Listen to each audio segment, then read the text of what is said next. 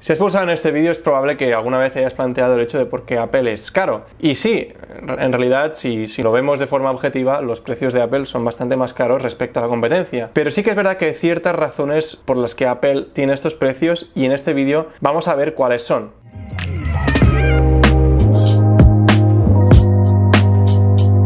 Buenas techies, bienvenidos al canal, mi nombre es Guillem y esta vez haré un vídeo un poco más diferente, se sale un poco más de lo que suelo hacer, que son vídeos de tecnología y productividad, y en este caso pues quiero hacer un vídeo un poco más informativo. Y claro, realmente hay varias razones por las que Apple tiene estos precios, y es que en realidad hay mucha historia detrás, por eso quiero empezar un poco explicándoos el origen de Apple. Siempre hay un debate en si Apple es una empresa de hardware o de software. Si sois nuevos en informática y no entendéis un poco qué es el significado de hardware y software, por aquí arriba os dejaré alguna definición. Y básicamente hardware vendrían a ser los componentes y el software es la programación, el programario que va dentro, digamos. Pero bueno, os haré un ejemplo, ¿vale? Esto vendría a ser el hardware, que es decir, es el producto, ¿no? Lo tangible, el hardware, lo que es la parte dura. Y luego el software vendría a ser lo que añadíamos anteriormente, que anteriormente se añadía todo el software mediante disquetes. En mi época, por lo menos, era con disquetes cuando era muy pequeño y luego ya con CD, todo era ya CD. Y claro, tú mirabas antes y decías, vale, pues tengo aquí un cacharro, ¿no? Un cacharro que funciona y tal, pero que me hace hacer cosas. Y el poder hacer cosas con este cacharro sería el software, ¿no? Para que me entendáis. Pues bueno, esto sería un poco, a ver, una comparativa un poco así muy básica, ¿no? Muy hecha así por encima, pero para que me entendáis, Apple en realidad es una empresa de software. O sea, todo lo que ha hecho hasta ahora siempre han sido crear la experiencia mejor para el usuario y sobre todo que detrás vinieran productos de gran calidad. Es decir, estamos hablando de que los Macs, los iPads, los iPhones, los Apple Watch, los AirPods siempre han sido productos que han ido muy enfocados a ser de gran calidad y sobre todo que la experiencia sea muy buena. Pero para que me entendáis, Apple hoy en día es una empresa que tiene 140.000 empleados y que en este 2020 ingresó más de 270.000 millones de dólares y un beneficio neto de más de 50.000 millones. Y claro, viendo los números, uno dice, hostia, si Apple tiene los precios tan caros, ¿cómo es que sigue vendiendo tanto? ¿Y cómo es que la gente lo compra, no? Entonces hay que ir un poco hacia atrás y ahora veremos un poco así, en resumen, el origen de Apple. Todo empezó alrededor de los años 70 cuando Steve Jobs y Steve Wozniak se conocieron y ambos eran dos jóvenes que tenían bastante ilusión y atracción por la electrónica. Y no fue hasta el 76 cuando ellos dos, más un compañero de trabajo de Atari de Steve Jobs, se unieron y formaron Apple. Es gracioso porque el compañero de trabajo de Steve Jobs era Ron Wayne, el chico que trabajaba en Atari, con él, y este chico semanas después o días después, no sé cómo fue, él vendió su participación de Apple, que era el 10%, por unos $800. O sea, si tú tienes el 10% de Apple hoy en día, pues te puedes imaginar el pastizal que tienes, ¿no? Pero bueno, es gracioso. Total, que se quedaron solo Steve Jobs y Steve Wozniak al pie del cañón. Y luego con el tiempo, a medida que fueron avanzando, ¿no?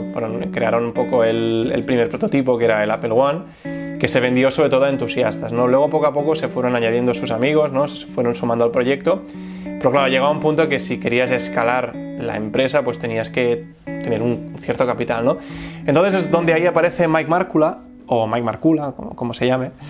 Y este chico, pues lo que fue el inversor principal de Apple, porque invirtió unos $250.000. Y claro, eso hizo que Apple pues despegara, ¿no? A partir de ahí, pues Steve Wozniak, sobre todo, planteó el Apple II, que vendría a ser el ordenador que cautivó a la gente, porque fue el primer ordenador con gráficos y que llevaba sonido integrado. Todo, y que Steve Jobs era un chico que le apasionaba la electrónica y sobre todo demostraba que sabía, porque de hecho estuvo trabajando para Hewlett Packard un verano cuando solo era un chavalín. En realidad el que demostraba todo el talento, digamos, de lo que era la electrónica era en parte gracias a Woz, ¿no? De hecho hay una anécdota graciosa porque que le rompió el corazón a Steve Wozniak, ¿no? Años después cuando se enteró, pero se ve que Atari, que era la empresa donde trabajaba en ese momento Steve Jobs, estaba haciendo un proyecto en el que si construían una placa con el menor número de chips integrados, claro, por cada chip menos que llevase esa placa, creo que eran $1.000 o algo así. Entonces Atari, como creía que era Steve quien hacía, que era el talentoso, entonces Steve lo que hizo fue bastante astuto y lo que hizo fue hablar con Steve Wozniak y le dijo, oye, mira que que nos van a dar tanto. Entonces él le dijo, pues quizá una parte muy pequeña, o sea, estamos hablando de que quizá le daban unos $700. Claro, entonces él le dijo, mira, pues si nos sale, si ganamos el proyecto, pues te doy la mitad y vamos a partes. Claro, entonces no sé si al final pasaron de 96 chips a la mitad. Claro, entonces a Steve Jobs le pagaron como $5.000, que, o sea, a día de hoy eso es un dineral. Y luego Jobs a Steve Wozniak, o también llamado Woz, pues le dio 350. Y claro, podéis ver un poco cómo era Steve. Steve era un tío bastante especial, era un tío que tenía su manera de ser, era un tío que no gustaba a todo el mundo, tenía una obsesión con su producto y realmente lo mimaba mucho. Era un tío que para nada es el típico geek de gafas que se ponía ahí encerrado a soldar placas y tal, y que luego era un sabelotodo en la universidad. No, en realidad no era así, era un tío que era bastante rebelde.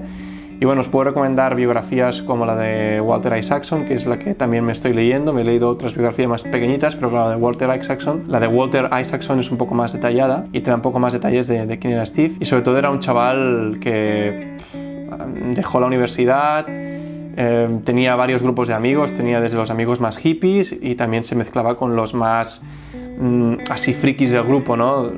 Y claro, él era un poco como que estaba un poco en tierra de nadie, porque no era ni lo suficientemente geek para estar siempre con los geeks. Y claro, con los hippies él era un poco más el cerebrito, porque claro, mientras aquellos, la mayoría, querían estar colocados, pues él, aparte de eso, pues también era un poco así más geek, así que nunca acababa de encajar en un sitio, ¿no?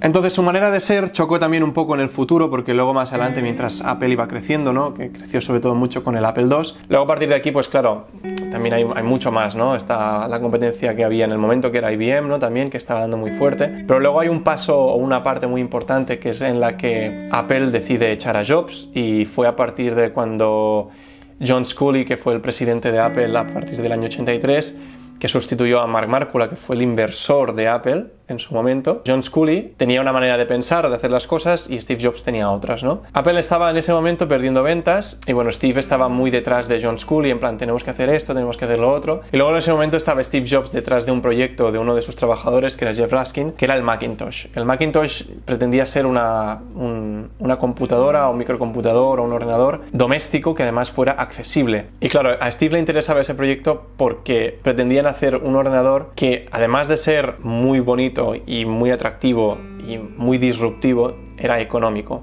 porque él creía que el principal problema de las bajas ventas de Apple era por el precio tan elevado que tenían los Macs en ese momento. Aún en esa época, pues bueno, la informática y la tecnología estaba creciendo, pero no todo el mundo tenía ni ese dinero, ni tampoco acababan de ver un poco el sitio de un ordenador en su hogar, ¿no? Entonces, claro, era un mercado emergente, y ahí fue un poco donde John Sculley pues vio el problema y decía, a ver, Steve, no vamos a hacer ordenadores más baratos, porque es que si no, nuestros beneficios se desploman.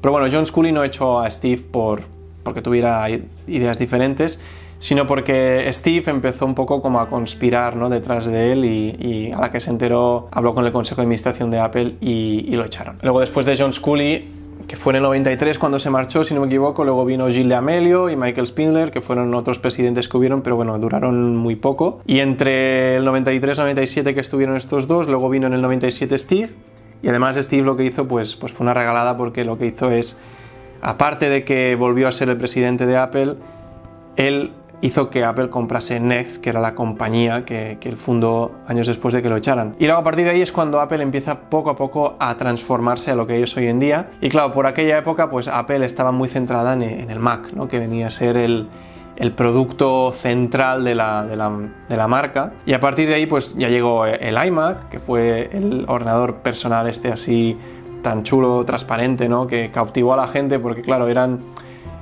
ordenadores que, sobre todo para aquella época, pues tenían una interfaz de usuario, ¿no?, una manera de interactuar con el dispositivo que era muy sencilla, muy práctica. Yo desafortunadamente no tuve la capacidad de probar uno, pero sí que es cierto que he hablado con gente que sí que los ha tratado y me decían que bueno, que eso era una pasada. Y claro, a comparación de los otros, pues bueno, eran ordenadores que aparte de verse bonitos, pues funcionaban muy bien. Y bueno, con el tiempo pues Apple empezó a ir en esa dirección y Apple poco a poco empezó a recuperar su esencia. Y bueno, como os decía, a partir del iMac pues Steve empezó a entrar en diferentes mercados. Sobre la época de los años 2000 es cuando empiezan a salir productos tan disruptivos como el iPod, el iPad y el iPhone. Cuando Apple se dio cuenta de que el mercado de los smartphones estaba subiendo mucho, fue cuando ahí Steve se le encendió la bombilla y dijo, a ver, aquí se viene algo muy grande y tenemos que analizar un poco el mercado. Entonces es cuando Steve vio, y claro, los smartphones de aquella época, yo me acuerdo que para aquella época yo tendría ya unos 12, 13 años y yo me acuerdo de que sí, estaba la BlackBerry, que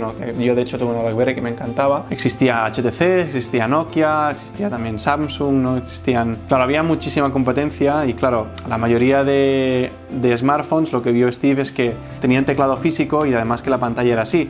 Por lo que si el dispositivo era así de grande, la mitad era teclado. Entonces ellos empezaron a ver y dijeron, a ver, tenemos el iPod, ¿no? Que tiene el click wheel y tal. Y entonces es cuando ahí los diseñadores empezaron a trabajar. Fue ahí cuando Steve vio esa oportunidad y dijo, vale, pues esta es la mía. Y presentó algo que era muy diferente a un smartphone. Era el iPhone, que tenía todo pantalla, era pantalla táctil, que además servía, pues, aparte de llamadas, pues podía reproducir tu música como en el iPod. Y además también te servía, pues, para comunicarte mediante mails, navegar por internet. Y claro, eso fue lo que cambió la industria. Y a partir de ahí es cuando Apple sobre todo empezó a subir, la venta de los iPhones se elevó muchísimo. Y además también pues vino el iPad, ¿no? que fue el proyecto que retrasó Steve. Y claro, el iPad también fue otro producto que lo petó bastante, porque mucha gente lo criticaba. Decían, no, es que esto, a ver, vamos a ver, esto es un iPod grande, esto no va a triunfar. Pues en realidad se vendió muchísimo, porque no dejaba de ser un dispositivo que suplía esa necesidad de estar informado en tu sofá o en tu casa o mientras viajabas, y que mediante un solo clic pues podías disfrutar de películas, de series, estar informado, ver las noticias, lo que fuera. Y bueno, a partir de cuando Steve murió, que fue en el 2011, pues Apple empezó también a crecer muchísimo, no solo con los iPhones, sino también con los Apple Watch y los AirPods, que han sido productos que han dado muy fuerte en el mercado. Así más o menos es el resumen de la historia de Apple y cómo ha sido su crecimiento. Pero ahora vamos a ver un poco el porqué de estos precios.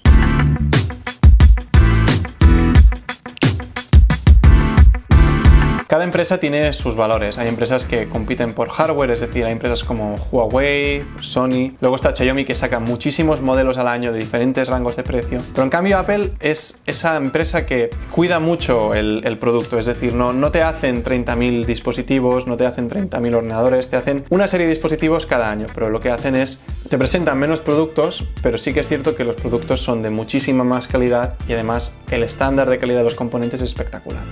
El concepto de Apple es diferente, es tener la mayor calidad en todos los aspectos y que la experiencia del usuario sea la mejor. Y es así porque estos años que he trabajado en la industria pues lo he visto mucho, que mucha gente pues veía un ordenador muy bueno de Huawei y decía, guau, esto es como un MacBook Air, ¿no? Y yo, bueno, no exactamente, porque no lleva instalado Mac, ¿no? Pues esto es un poco para que veáis la reputación que se ha ganado Apple, ¿no? Que cuando ya ven un ordenador de aluminio pues ya consideren que esto es como Apple, ¿no? En realidad cuando tú compras un producto de Apple tú pagas eso, pagas todo la investigación y desarrollo, todo el talento que hay detrás, ¿no? Y además también Apple siempre te dice que el software es gratuito, pero en realidad lo que acompaña estos productos de calidad es el software. Donde está el reto en estos dispositivos es que el sistema operativo y los componentes funcionen de forma impecable. Sobre todo hay analistas tecnológicos que tachan a Apple de tener márgenes de beneficio muy altos y tener precios desorbitados, ¿no? Pero claro, si te lo paras a pensar, Apple se diferencia mucho por tener productos que siempre van un poco más allá de lo que son, ¿no? Os pondré un ejemplo. Jeff Williams, que es el jefe de operaciones de Apple, cuando ve y escucha lo que dicen los analistas tecnológicos, él siempre afirma que ellos no entienden lo que hay detrás y cómo funciona Apple, porque cuando Apple tiene que sacar un producto como el Apple Watch, por ejemplo, se toman muy en serio el producto desde el principio hasta el final. Para que os hagáis una idea, el Apple Watch se desarrolló en un laboratorio de fisiología para que tuviera el mejor medidor de actividad. Para ello tenían a decenas de enfermeras y luego a miles de participantes para poder desarrollar el mejor medidor de actividad. Y si os fijáis en los datos que hay, el Apple Watch sigue siendo un producto que domina el mercado en su sector. En resumidas cuentas, cuando tú pagas un producto de Apple, lo que estás pagando es toda la inversión que hay detrás en publicidad, en I+D y en el talento de la gente que trabaja allí. Pero bueno, al fin y al cabo todo esto es muy personal. Tú el dinero ponlo, inviértelo donde consideres, donde te dé la gana. Piensa que esto es muy personal, al fin y al cabo, si a mí me funciona algo bien, no tiene por qué funcionarte bien a ti y viceversa. O sea, tú tienes que tener tu propio criterio, tienes que probar un producto, tienes que ver si encaja con lo que tú quieres y a partir de ahí tomas una decisión. Existen alternativas, tienes Android para los smartphones, tienes Windows para PC, tienes Linux. O sea, al fin y al cabo, en el mercado existen muchas opciones. Apple no deja de ser una empresa que tiene sus propios servicios, tiene sus propios dispositivos, su propio ecosistema, que funcionan súper coordinadamente y eso es lo que mucha gente valora. Hay gente que no. Hay gente que solo ve lo que es el producto, la estética, lo que conlleva, lo que le hace, ¿no? Y las alternativas y lo que paga. Entonces, claro, esto es muy personal.